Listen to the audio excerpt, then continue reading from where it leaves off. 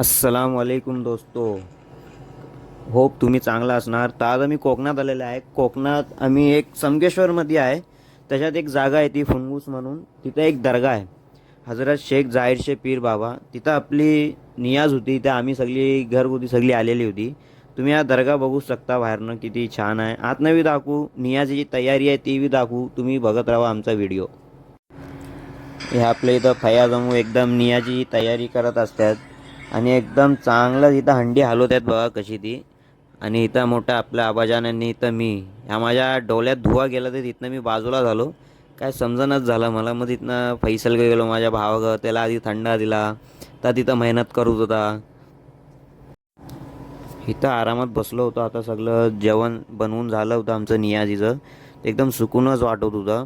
एवढं काम केल्याच्या नंतर तुम्हाला मी आतनं व्ह्यू दाखवतो आता. हे आता आम्ही आत जातोय दर्ग्याच्या आत. हे बघा, अस्सलाम वालेकुम या वली अल्लाह. ह्या आतला तुम्ही नजारा बघू शकता.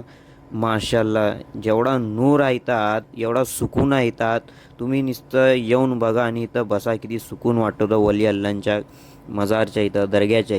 माशाल्लाह माशाल्लाह. इथं वर्क बघा तुम्ही, नुसतं वर्क काचचं कसं केलेलं आहे ते. त्या टायमिंगचं वर्क आहे हे. आणि ही मजार शरीफ आहे हजरत शेख जाहीर पीर बाबांची. इथं आम्ही दर्ग्यात बसलेली होती आणि सगळं आमचं नियाज वगैरे सगळं झालं होतं बनवून. म्हणून इथं फातिया चालू होता. इथं आम्ही बसलेली होती.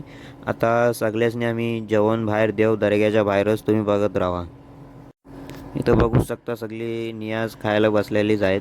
ही सगळी घरातली बाहेरची जे जे आहेत त्या सगळेचनी आम्ही नियाज दिलेली इथं. तर तुम्ही बघू. ह्या होता आपला मिनी व्लॉग. तर काय गलती झाली असेल, चुकीन काहीतरी काय बोललो असेल तर आम्हाला पहिलंच माफ करा. या पहिलाच आमचा मिनी व्लॉग होता आणि काय बोलू नाही शकत. ट्राय केला आपला बेस्ट. तर तुम्ही बघत राहा आमचा व्लॉग आणि मिनी व्लॉग राहील लांजेकर चॅनलवर. चौसर मिळूया दुसऱ्या व्लॉगवर.